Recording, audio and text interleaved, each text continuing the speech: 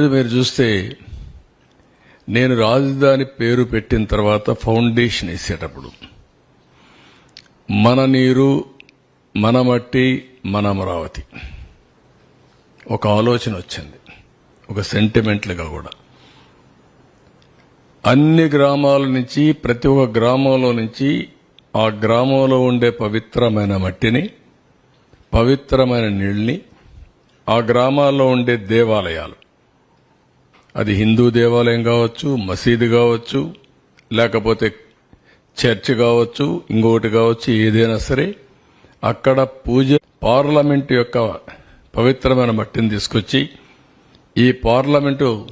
అంటే ఈ మట్టిని మీరు ఒక ఇది అని చెప్తూ, పార్లమెంటు పూర్తిగా సహకారం ఉంటుంది అమరావతికి,